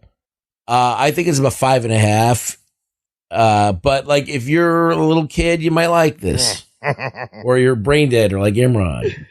Come on, come on. Here's the thing. Similar. There's enjoyable things to it. So. I mean, like I said, I was having fun. I was smiling. I was laughing. I was entertained. Similar to Ant-Man Quantumania, it felt like reading a comic book. I like it a little better than Ant-Man just because it's shorter. And I do agree with you, Ruggs. It's better than Thor: Love and Thunder. It has a kind of a style. I appreciate the style. And Kamala and her family, really, it saved a lot of the movie for me. The chemistry is great. Everything you guys said. It's breezy. It's fun. The action scenes are inventive. But when you think about it, it is a mess. It is a mess, but it's fun like a TV episode is fun. And you just move on. I'm going to give it a 6.5. That seems respectable. And as for, this year, Guardians, clearly number one. I will put this second favorite out of this year over Ant-Man, I think. Seeing Kamala on the big screen really did a lot for me. Like hearing the Urdu and saying all the Islamic Muslim stuff was like, I was like, oh my God, look at this. This shit is on the big screen. So I applaud them for that, but it's not the worst. It's not the best. I don't know. It's sorry for shitting on Imran. You can like it. It's okay. I kind of, this is the thing I kind of like. I like it. I like it better than the fucking original Captain Marvel. Yeah, it's better than that one too. So there you go. Because it doesn't do it. It just tries to tell a fun story. It just doesn't do it well. But yeah, it tried. The original Captain Marvel is not good. this one's better just because it actually takes like no risk. Where the original Captain Marvel took like some risk. It just didn't work out. Yeah. Right? They do this like amnesia storyline and make Carol like kind of this defiant person that's like somewhat unlikable. This one, they're just like, oh, there's some semblance of risk. Take it out and make it funny. I don't think it's a shame because I don't think it deserves this low box office. It is a shame the timing of this movie and what has happened with there was this strike and all this baggage and Marvel where it is. No, it's like it's not the worst movie I've ever seen, but it does. If you analyze it, you can see a lot of the problems that Marvel's having. Yeah, I think the Marvel movie method of like tinkering with stuff that they learned from Iron Man. Yeah, I think we saw the good side of it. By now, I think we're seeing the bad side. I think what happened here too is, or I think what's happening with a lot of Marvel stuff. This one, fucking Ant-Man Quantumania is, I think they're taking the wrong lesson from the original Iron Man. I think they greenlight a lot of these scripts. Yeah, and the script isn't even done. Yeah. Oh yeah. Yeah. Like I think they like greenlight these ideas, and that part of it's also what Ruggs has been saying for a long time is they have these previs where they've scheduled out stuff, so the movie's revolving around the previs and then like a half script, and then they just start shooting. And that's the problem is because I think that's the worst thing to do. Yes. I think you have to have the script first. Yes, all this shit should have been fixed in the script before you shoot one fucking thing. The script has to be ironclad before they even do any previs. Yeah. They have to have a good script that they could that works as a stage play. Right. Without any effects. And you think about all the shit we heard about Blade has been written like 5 fucking times. Like that, what is going to come out? It's like gonna you be should be able to go to a table read of that fucking film and be affected emotionally because of what they're doing, even if it's an action film or whatever. It should be on the page. It should not be some fucking buddy already like locking you into this thing here. Because when you do that, you start putting all these barriers of where you can go and what you can do. And now you're like, oh, we already visualized this whole scene. And then you have to take it out. No, write the whole script first, make sure that works, and then start developing for that exact script. And then I think things will be 10 times better. Like, yeah, I agree. Like they got away from it. They got away with it for so long that they just have continued to do it. Like Stan Lee came up with the Marvel method where he would tell the artist to draw whatever they want and he would put the word balloons in later. Which is crazy. He would, Which is like, it only works for him. Yeah, and they're trying to do the same Anybody thing. else tries that, you're going to get fucking... Rob Layfield tried that. It did not work. All right? So it just goes to show you can't just bullshit your... Like, Stan Lee was a genius. You could say whatever you want about him, but like, he was a fucking genius, I'll tell you. But like, there's a reason he had lightning in a bottle. So you can't just be like, okay, it's worked on Iron Man, which was, again, lightning in the bottle, and expect it to keep striking every time. I think that they got lucky a few times with it, and I don't think it works. You can't just apply the same way of doing things to every movie. There you go. Excelsior! That's Fucking right. fantastic. What you can do, you can clearly tell the movies that like have been fucked with and the movies that haven't. Yeah. Or even the TV shows, right? Like we can just compare right now. James Guardians Galaxy 3. It was pretty much his vision. I don't Was think he not got fucked with. Yes. Right? Yeah. But this one definitely got fucked with. Yeah. Quantumania got fucked with, right? Yeah. Like these are just the releases from this year. We can go back to other stuff too, but like you can see what gets fucked with, what doesn't. And more often than not, the stuff that gets fucked with lately has just not been working. I think when they start hiring these directors just to fill a quota and not that they're interested in the material or then they have these, they lean on these previs guys even more. 100%. They lean on this stuff even more. Like, oh, remember the lady that they were going to hire? And she's like, I want to do the action. She's like, no, we already do it. We do those alone. And she's like, I don't want to do this movie. Yeah. So there you go. Like that was the Patty Jenkins. Oh, right. Yeah, That was Patty Jenkins, huh? I think so. So like, yeah, what is that? What is that? Like, director needs to be creative, and if you're hiring somebody without any confidence that they can do these action scenes, don't hire them. Well, what's interesting from reading the book is there's some directors that are able to navigate that and and do well in that environment, and some aren't. So, like, for example, John Watts is good at it. Also, the Russos. So the Russos are very. They say in the book the Russos are very like open to feedback and collaborative. But then there's other directors that they'll hire that just either get walked all over or just don't. They don't have a story in mind that they want to tell, like James Gunn. So like, yeah, it's just interesting the Marvel, like who thrives in it and who doesn't. And clearly, Nia DaCosta did not thrive in I this think environment. the guys Moorhead and Benson, Justin Moorhead, Aaron Benson, who did Loki and Moon Knight, like I think you give them something. Give them a movie. They seem to be able to navigate it well also. Yeah. I don't know. It's just weird. It just yeah. I think you believe in directors. Believe in the whole process. Don't let just some... I don't know. I feel like that it's also a bad idea to have the same people planning out all your action sequences. Yeah. Like I like different voices in action. I like to see different people do action because it's different every time and it's more fun. It's become cookie cutter. Yeah, I mean this is very, as the kids say, mid everywhere. But mid action, mid comedy. I feel like Nia DaCosta did have a little bit of stylistic touches on here. Where? Just in like the just in the comedy and the I don't know, it felt a lot like Miss Marvel, the TV show, like exactly at parts. I had the visuals, the colors, I don't know. Maybe not. I don't see All right. it. Anyways, look. I see a movie that's been pretty hacked. Yeah. Yeah, No, I feel like a lot of very produced. It's very disjointed. Yeah. Well, yeah, there's a new, I mean, I don't know if the book mentions this, but I It's definitely more saw this. produced. I feel like it's more produced than directed. Well, there's You a can whole figure that thing out. now. It's called like the Marvel Parliament that like goes in and like reshapes the movies if needed. I hate that. All right, well, look. It's like slapping lipstick on a pig. Let's find out what the listeners thought. News from the nation. It's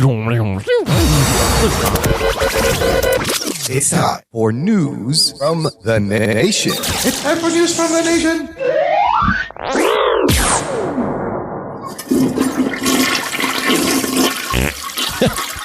It stinks. It stinks. It stinks. Yeah. I mean, it's just like a weird time for Marvel right now, and it's crazy to see it like this. But can I say this? Like, go for it. If there's a quality graph running right now of the MCU, we are at the bottom, right? It's down. And then Guardians comes out, it spikes a little.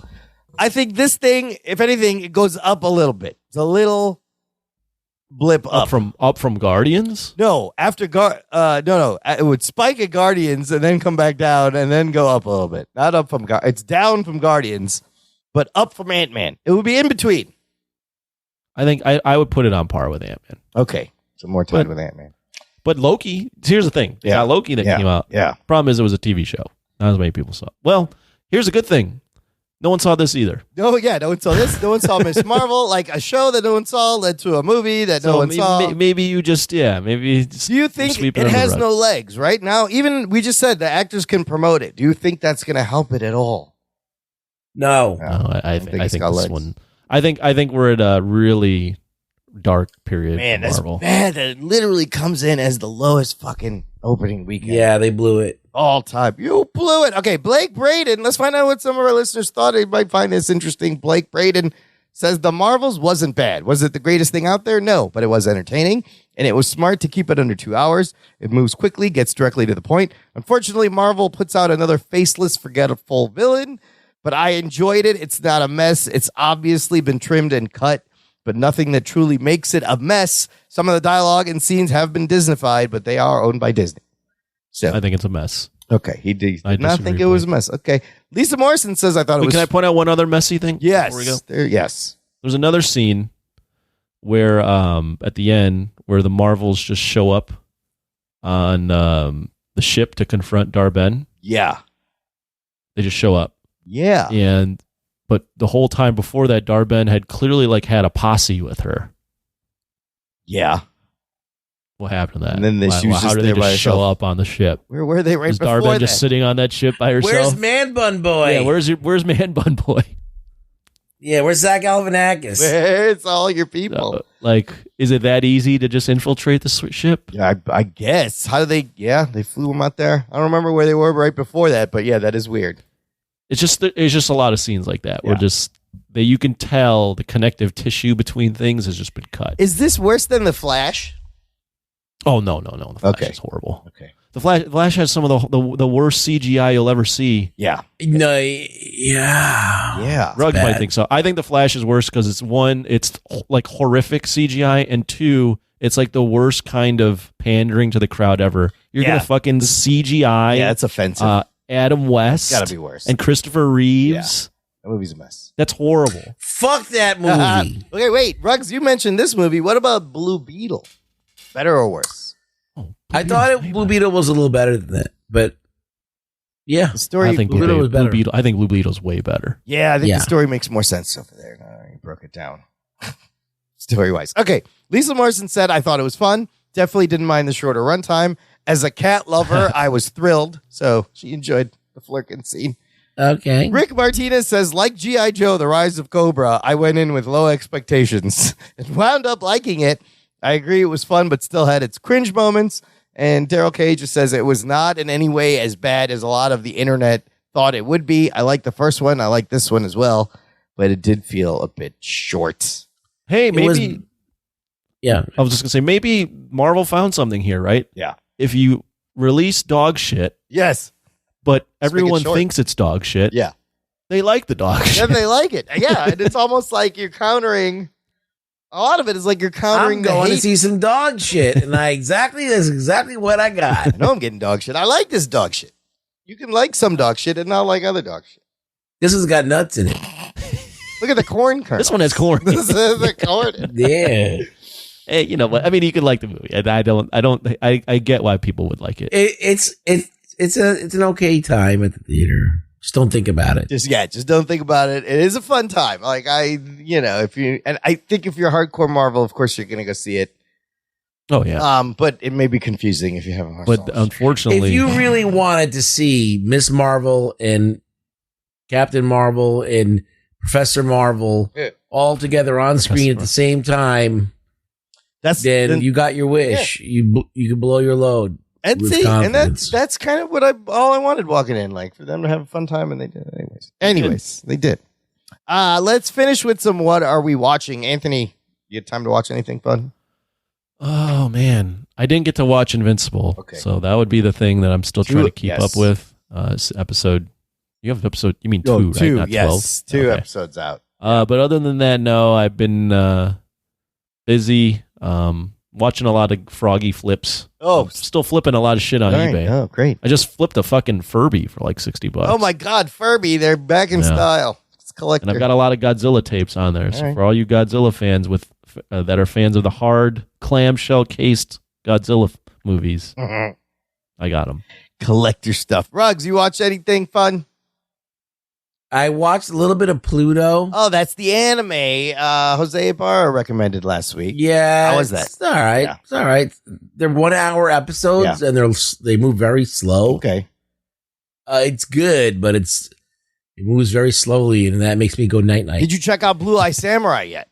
No, I'm planning. Dude, on I it. finished that whole season. It's so good. It's really good. Is it I good? think you're gonna Okay. like it. It's I fucking watched Scavenger's Reign and finished that yes, one out. all 12 episodes are out now.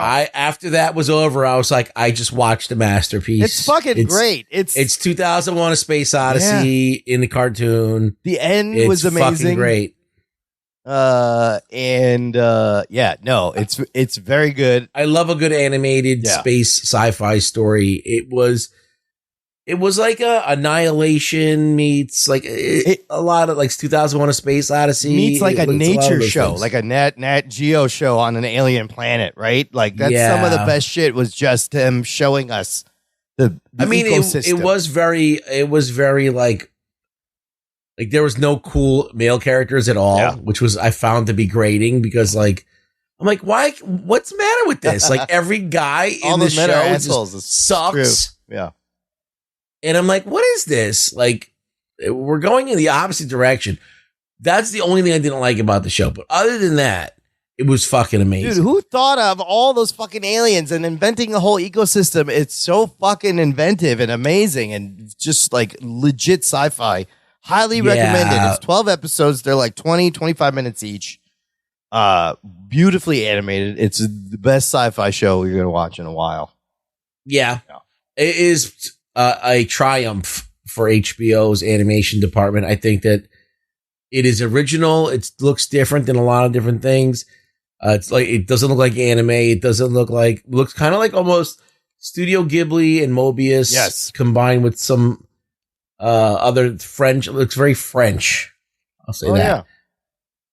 But I want more of this. I want more shows like this. HBO Max, check it out. All right, what else you got? I watched The Killer, David Fincher's movie. Oh man! Oh yeah, tell us. I've been dying to see this. I did not get around to it. Is it good? It is good. It's not great to me. Maybe to you it'll be great. There are some cool scenes in it. Michael Fassbender's great. I don't want to tell you too much about it, but basically, obviously, it's about a killer. It's about an assassin, right. And obviously, an assassin's life is complicated. It's very disciplined, and you see the killer now have to deal with a problem that has arisen, and he does it in a methodical way, and that's always interesting to see how they go about things. And I think a lot of that stuff's great, and there is a philosophical story being told about like living your life differently or making different choices in your life, and it's there. Okay. But let me know when you see it what you think. I think there's definitely discussions there to have. It may be better on a second watch too. Where is it on the list of David Fincher movies for you? I don't know. I mean, Zodiac and Fight Club are my favorite, and then of course, forget the name of the movie. Seven, yeah. Oh yeah. Yeah, I think those are his best. Social Network. Social Network is fucking fantastic too. Yeah, that's great. And I would put it under the Social Network. Okay. Alien 3. That is better than Alien 3. That's not his fault. We went over that. Yeah, that was a mess. It's okay. It's not bad. Okay. Yeah, I've on the internet. There's been a bunch of ranking David Fincher movies since this came out. Oh, remember Mank? We watched Mank. That's not the greatest. Mank is not. Yeah, that's not for us. But Mindhunter. I didn't watch Mank. Don't watch it. Yeah, that's if you're into old Hollywood. You want to fucking jerk off Hollywood and make that movie. I'm not really interested in that. But The Killer was like, I'm into assassins and gunplay. I mean, the title sounds cool. I mean, there is some cool stuff here. Is it an action movie? Not really. Oh, it's not, huh? Interesting. It's more of an inaction movie. He doesn't do anything. Was it? Because think about it. When you're killing somebody, you're just sitting around a lot, waiting for your opportunity to do it. Right. So they kind of explore that a little bit. It is based on a French graphic novel series called The Killer. Ooh. Well, I want to read that.